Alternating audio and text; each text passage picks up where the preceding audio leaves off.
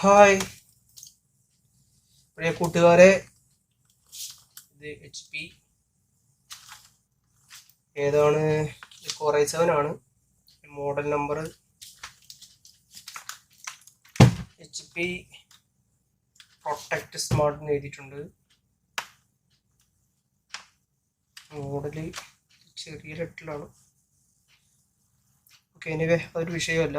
സംഭവം എന്ന് പറഞ്ഞാൽ വലിയ സ്ലോ ആണ്. വർക്ക് ചെയ്ത് കാണിച്ചാൽ കളറിനത് വർക്ക് ചെയ്ത് കാണിച്ചില്ലാന്നുണ്ടെങ്കിൽ പിന്നെ ഇത് അപ്ഗ്രേഡ് ചെയ്ത് കഴിഞ്ഞ് കഴിഞ്ഞാൽ ഇതിൻ്റെ സ്പീഡ് എനിക്ക് മനസ്സിലാവില്ല. അപ്പം അതുകൊണ്ട് ഇത് ഓണാക്കിയിട്ടുണ്ട്. എൻ്റെ ടൈം നോക്കിക്കോളും.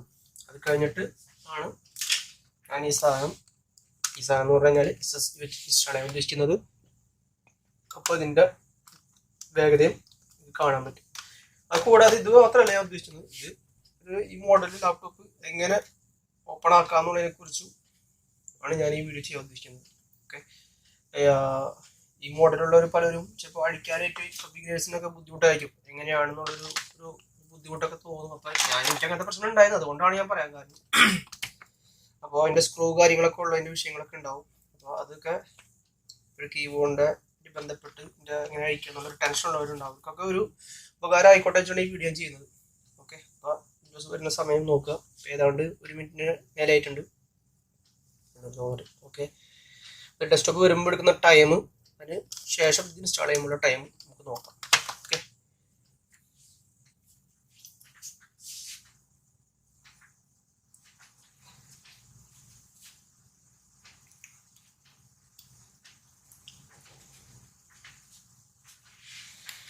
ഏകദേശം 1 മിനിറ്റിൽ മേലായെന്നാണ് തോന്നുന്നത്.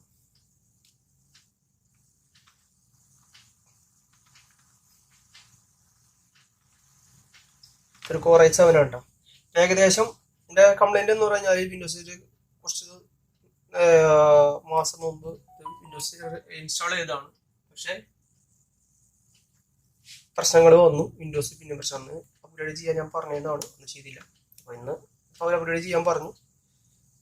എൻ്റെ കോഡിങ് കാര്യങ്ങളൊക്കെ അവർ പറഞ്ഞ് മനസ്സിലാക്കി കൊടുത്തിട്ടുണ്ട്.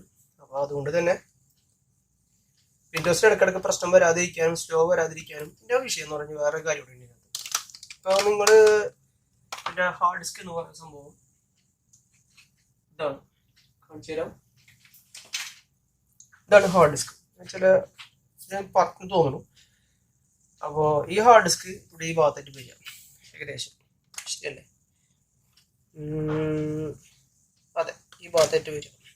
ഓക്കെ, അപ്പോൾ ഇവിടെ വെക്കുമ്പോൾ സ്വാഭാവികമായിട്ടും ഇവിടെ വെക്കുന്നത് ഇവിടെ വെച്ച സംഭവം എന്ന് പറഞ്ഞു കഴിഞ്ഞാൽ നമ്മൾ കീബോർഡിൽ ചില ഹാങ് ആകുന്ന സമയത്ത് നമ്മൾ ചിലപ്പോൾ ഇതുമ്പോൾ തമ്പായിട്ട് ബന്ധപ്പെട്ടൊക്കെ എന്തെങ്കിലും ഒരു പ്രഷർ വന്നു കഴിഞ്ഞാൽ ഇതിൻ്റെ മോട്ടറിൽ കംപ്ലൈൻറ്റ് വരും. പെട്ടെന്ന് ഹാർഡ് ഡിസ്ക് കേടാവുന്നതിൻ്റെ സാധ്യത ഒന്ന് വരുന്നത് അങ്ങനെയാണ്. ഇതിനാണെന്നുണ്ടെങ്കിൽ തട്ടിയൊന്നും കംപ്ലൈൻറ്റ് വരില്ല. പക്ഷേ ഇത് PC ആകുമ്പോൾ എന്തുകൊണ്ടാണ് കംപ്ലൈൻറ്റ് വരാത്തത്? PC ആകുമ്പോൾ എൻ്റെ ഹാർഡ് ഡിസ്ക് യൂണിറ്റ് ഒക്കെ എല്ലാം ഒരു ബോക്സിലും കീബോർഡ് സെപ്പറേറ്റ് ആണ്. അപ്പോൾ അതുകൊണ്ടാണ് കമ്പ്യൂട്ടറിലെ ഹാർഡ് ഡിസ്കിന് ഇനക്കം തട്ടാതിരിക്കുന്നത് കൊണ്ട് തന്നെ അത് കൂടുതൽ നാൾ നിൽക്കുകയും ഹാർഡ് ഡിസ്ക് ലാപ്ടോപ്പിലാവുമ്പോൾ അതിന് പെട്ടെന്ന് കംപ്ലൈൻറ്റ് വരുകയും ചെയ്യുന്നത് കൊണ്ടാണ്. രണ്ടിന് ക്വാളിറ്റി കുറഞ്ഞിട്ടല്ല. പക്ഷേ ഇന്നത്തെ സാഹചര്യത്തിൽ നമുക്ക് വേറെ ഓപ്ഷൻ ഉണ്ട്. ഇത് ബെറ്റർ ഹാർഡ് ഡിസ്കിന് പകരം ചൂസ് ചെയ്യാൻ പറ്റുന്ന സംഭവമാണ് SSD എന്ന് പറയുന്നത്. ഞാൻ പല വീഡിയോയിൽ ഞാൻ പറഞ്ഞിട്ടുണ്ട്. അപ്പോൾ കോമൺ ആയിട്ട് 480GB നമുക്ക് വെക്കാം. അത്യാവശ്യം ഡൗൺലോഡ് ചെയ്യാനും ഇതൊക്കെ നമുക്ക് നല്ലതാണ്. അപ്പോൾ ഇപ്പോൾ വിൻഡോസ് വന്നിട്ടുണ്ട്, പിന്നെ കുറച്ച് എക്സ്പ്ലനേഷൻ കഴിഞ്ഞിട്ടുണ്ട്. നമുക്ക് ഓഫ് ചെയ്യാം. ഓക്കെ, കീബോർഡിന് ആകെ ഈ ഒരു സ്ക്രൂയേ ഉള്ളൂ. ഇതും ഇവിടെ സിമ്പിൾ കീബോർഡ് ഇട്ടിട്ടുണ്ട്. ഇവിടെ സിമ്പിൾ ഇട്ടിട്ടില്ല. എനിക്ക് തോന്നുന്നു കീബോർഡിൻ്റെ ആണെന്ന് തോന്നുന്നു. അയച്ചു കഴിഞ്ഞാൽ അറിയാവുള്ളൂ. കീബോർഡ് ഞാൻ അയച്ചിട്ടില്ല. സിമ്പിളായിട്ട് ഇത് മാത്രമേ കൊടുത്തിട്ടുള്ളൂ കേട്ടോ. ഇവിടെ 2 സ്ക്രൂ കൊണ്ട് അഴിക്കാനുണ്ട്. അപ്പോൾ ഈ 2 സ്ക്രൂ ഇവിടെ അഴിച്ചു കഴിഞ്ഞാൽ നമുക്ക് കീബോർഡ് എടുക്കുന്നുള്ളൊരു കൺഫ്യൂഷൻ അവർക്ക് ഉള്ള സംഭവം. ഇതുമാതിരി ഒരു സ്റ്റാൻഡ് എടുക്കുക, ഇതൊന്ന് പുഷ് ചെയ്യാം, ഉള്ളി കൊണ്ട് ഇറക്കി കൊടുക്കുക. പേടിക്കൊന്നും വേണ്ട കേട്ടോ, ഒന്നും അടിയിൽ പൊട്ടാനൊന്നുമില്ല. അതുകൊണ്ട് ഒക്കെ ക്ലിപ്പാണ്. അങ്ങനെ സൈഡിലായി കഴിഞ്ഞാൽ ജസ്റ്റ് കുത്തിക്കി കൊടുത്താൽ സാധനം പോകും. കണ്ടില്ലേ? ഇത്രയൊക്കെ ആയിക്കഴിഞ്ഞാൽ പിന്നെ ജസ്റ്റ് നിങ്ങളൊന്ന് പതുക്കെ ഇവിടെ ഈ സംഭവം അത്ര കാല് ബാക്കിയൊക്കെ ഇങ്ങനെ ജസ്റ്റ് പ്രസ്സിങ് ടൈപ്പാണ്. 1 2 3 4 ഇവിടെ ഇങ്ങനെ ഇറക്കി കൊടുത്തിട്ട് പ്രസ് ചെയ്യണം. അപ്പോൾ മുകളിൽ നിന്നുണ്ട് പുള്ളി ചെയ്താൽ മതി. ബാക്കിയൊക്കെ ക്ലിപ്പാണ്. ഓക്കെ, ഇത് കഴിഞ്ഞ് കഴിഞ്ഞാൽ എൻ്റെ സൈഡ് ഇവിടെ നിന്ന് കാണാൻ പറ്റുമായിരിക്കും. ഈ സാധനം പൊക്കിക്കഴിഞ്ഞാൽ ലോക്കാണ് എടുക്കാം. ഈ കീബോർഡ് കിട്ടുന്നത് ചിലപ്പോൾ ഇങ്ങനെ തന്നെ കിട്ടും. ചിലപ്പോൾ ആണെന്നുണ്ടെങ്കിൽ ഇതിൻ്റെ ഈ ഫ്രെയിം ഉണ്ടല്ലോ, ഈ ഫ്രെയിം ഊരെടുക്കാം. കണ്ടില്ലേ, ഈ ഫ്രെയിം ഊരെടുത്തിട്ട് ഇതിൻ്റെ കീബോർഡിൻ്റെ ഇത് മാത്രം കിട്ടുള്ളൂ. എന്നിട്ട് കീബോർഡുമ്പോൾ ഈ ഫ്രെയിം പിടിപ്പിച്ചിട്ട് നമ്മൾ നിൽക്കുക. ഇതാണ് ഇതിൻ്റെ കീബോർഡ് സ്റ്റൈൽ. ഓക്കെ, അത് കഴിഞ്ഞു. ഇനി ചെയ്യാനുള്ളത് ഇവിടെ കുറച്ച് സ്ക്രൂ ഉണ്ട്, അത് വെച്ചിട്ടുള്ള ഹാർഡ് ഡിസ്ക് മാത്രം ഉണ്ടായിരിക്കും. അത് അഴിച്ചിട്ട് വരാം. ഏതാണ്ട് ഉള്ളിലെ സ്ക്രൂ ഒക്കെ വെച്ചിട്ടുണ്ട്. ഇതിൻ്റെ അകത്ത് ഇവിടെ ക്ലിപ്പുണ്ട്, ഇവിടെ ക്ലിപ്പുണ്ട് അല്ലേ. ഞാൻ മേലേക്ക് തട്ടിക്കഴിഞ്ഞാൽ പോരും. ഇത് കഴിഞ്ഞ് കഴിഞ്ഞാൽ ഇത് അഴിക്കാനുള്ള ചിലപ്പോൾ ചിലർക്ക് ബുദ്ധിമുട്ടുണ്ടാവും. അപ്പം അതിന് അവർക്കുള്ളതാണ്.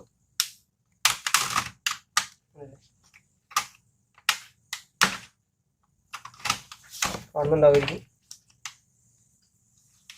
പോരട്ടെ.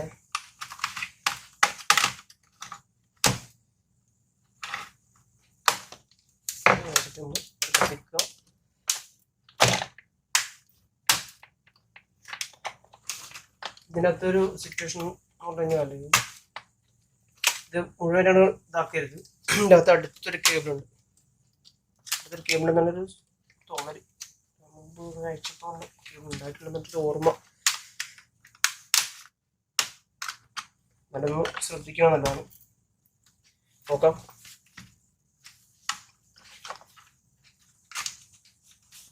സ്ക്രൂ ഉണ്ടെന്ന് തോന്നുന്നു. കണ്ടില്ല, 2 സ്ക്രൂ ഉണ്ട്.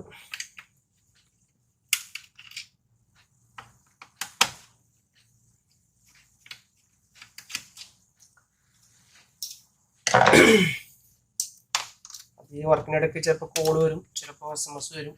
അതിൻ്റെ ഇടയിൽ വരുന്ന വിഷയങ്ങളാണ് റിവ്യൂ സംഭവിക്കുന്നത്.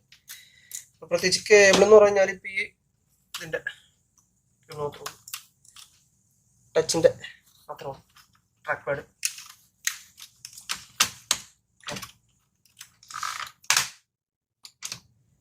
വേറെ പ്രശ്നങ്ങളൊന്നുമില്ല. കൂളായിട്ട് എടുക്കാം.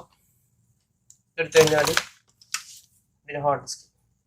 ഈ ഹാർഡ് ഡിസ്ക് എടുക്കുമ്പോൾ ഉള്ള വിഷയം എന്ന് പറഞ്ഞാൽ ഈ ബോർഡ് എടുക്കണം. എടുക്കുമ്പോൾ ഉണ്ടാവുന്ന ചെറിയ ചെറിയ പൊടികളുണ്ടാവും. അതേപോലെ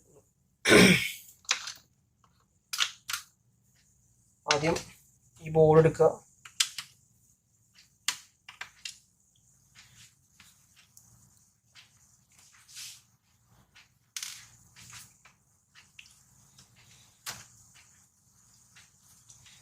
സ്ട്രിപ്പ് വരണ്ട്. ഓപ്പൺ ചെയ്ത് കഴിഞ്ഞാൽ റിലീസായി. പിന്നെ എടുത്തു കഴിഞ്ഞാൽ തന്നെ ഇതിൻ്റെ അടിയിൽ സംഭവം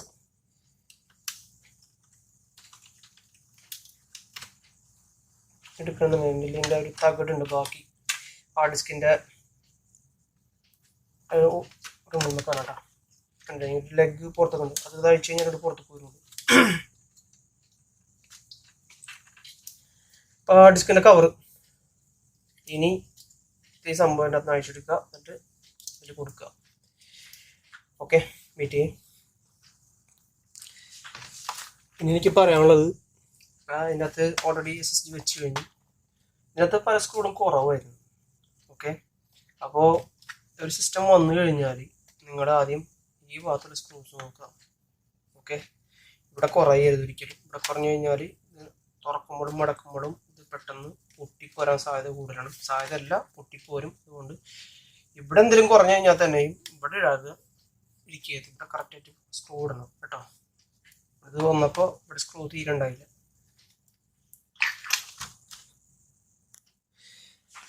ഏതാണ്ട് കീബോർഡ് സംഭവമൊക്കെ വെച്ചിട്ടുണ്ട്. ഇപ്പോൾ കീബോർഡ് ഞാൻ എടുക്കുന്നത് നേരത്തെ പറഞ്ഞിരുന്നു. ഇപ്പം ഇതൊരു സംഭവം ഇല്ല, 3 ഉണ്ട്. അതുകൊണ്ട് ആദ്യം വെക്കുക, എന്നിട്ട് പ്രസ്സിങ് ആണ്.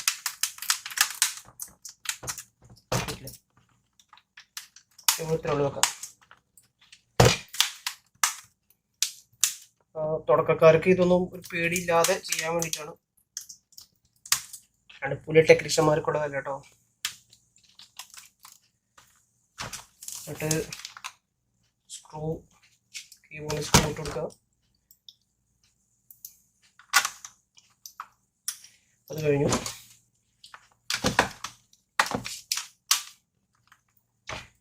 നമുക്ക് വിൻഡോസ് സ്റ്റാർട്ട് ചെയ്യണം. വിൻഡോസ് ഇൻസ്റ്റാൾ ചെയ്തിട്ട് ഓൾറെഡി ഹാർഡ് ഡിസ്ക് ഉള്ളതിൻ്റെ വീഡിയോ ഇട്ടിട്ടുണ്ട്. ഫസ്റ്റ് അത് കാണാം. അത് കഴിഞ്ഞിട്ട് ഇത് ഇൻസ്റ്റാൾ ചെയ്തിട്ടുള്ളതിൻ്റെ പെർഫോമൻസ് ഞാൻ കാണിച്ചു തരാം. ഓക്കെ,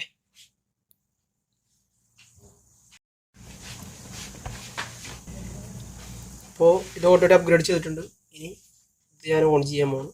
നിങ്ങൾക്ക് എൻ്റെ ഡിഫറെൻറ്റ് ആദ്യം ഇതായിരുന്നു ഇതിൻ്റെ അകത്ത് ഉണ്ടായിരുന്നത്. ഇത് വെച്ചിട്ടുള്ളതിൻ്റെ ഈ വീഡിയോയുടെ ഫസ്റ്റിലേ ഉണ്ട് ഓൺ ചെയ്തിട്ടുള്ളതിൻ്റെ. ജസ്റ്റ് വിൻഡോസ് ആണ്. നോക്കാം, കൗണ്ട് ചെയ്തോട്ടോ.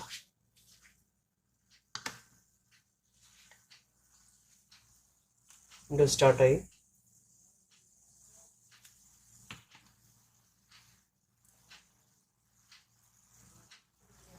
സെക്കൻഡ് 10 to 15 സെക്കൻഡ് ആണ്. ഇതും നല്ല നോർമൽ ഹാർഡ് ഡിസ്കും ഒരു SSD ബ്രാൻഡ് ഏതാവട്ടെ, കിങ്സ്റ്റൺ. ഇപ്പം ഞാൻ ചെയ്യുന്നത് കിങ്സ്റ്റൺ ആണ്. ഓക്കെ, തമ്മിൽ വ്യത്യാസം. അതുകൊണ്ട് നമ്മൾ എത്ര ഒരു പഴയ മെഷീൻ ആയാലും ഈ ഒരു സംഭവം ഇത് ചേഞ്ച് ചെയ്ത് ഇത് വെച്ച് കഴിഞ്ഞാൽ പെർഫോമൻസ് ഓക്കെ ആവും. ഓക്കെ, അതിൻ്റെ എനിക്ക് പറയാനുള്ള ഈ കാര്യത്തിൽ. അതുകൊണ്ട് സ്ലോ ആയെന്നോ വിചാരിച്ച് ആരും പുതിയ മെഷീന് വേണ്ടി 10,000-10,000 ഒന്നും ചിലവാക്കേണ്ട ആവശ്യമില്ല. അല്ലെങ്കിൽ 35,000 അല്ലെങ്കിൽ 40,000. നാട്ടിലെ ലൊക്കേഷൻ ഞാൻ പറഞ്ഞത്. ഗൾഫ് കണ്ടിലൊക്കെ ആണെങ്കിൽ ഇതിനൊരു 300 റിയാലും ചിലവാക്കിയാൽ മതി. 480 GB ഹാർഡ് ഡിസ്ക് ആകുമ്പോൾ ഒരു 200 റിയാലും ചിലവാക്കിയാൽ മതി. നാട്ടിലിപ്പോൾ ഇത് ഒരു 300 റിയാൽ എന്ന് പറയുമ്പോൾ ഏകദേശം എനിക്ക് തോന്നുന്നു ഒരു 6,000 രൂപയോളം ചിലവായി തോന്നുന്നു. ഓക്കെ, ഇൻസ്റ്റാളേഷനൊക്കെ അടക്കം അത്രയൊക്കെ തന്നെ വരാൻ ചാൻസ് ഉള്ളൂ തോന്നുന്നു. എന്തായാലും ഇതുവരെ വെച്ച് കഴിഞ്ഞാൽ പക്ക സ്പീഡ് ആയിക്കോളും. ഓക്കെ, അപ്പോൾ വീഡിയോ അതിൻ്റെ ചെയ്യാനായി അത്രേ ഉള്ളൂ. ഓക്കെ, എല്ലാവരും കാണുന്നവരൊക്കെ ഇത് ചെയ്യുക, സബ്സ്ക്രൈബ് ചെയ്യുക, ഷെയർ ചെയ്യുക, ലൈക്ക് ചെയ്യുക. ഗ്രാഫിക്സ് എടുക്കുന്നവരാണ് കേട്ടോ സംഭവം. ഓക്കെ, ശരി എന്നാൽ bye. Thank you very much.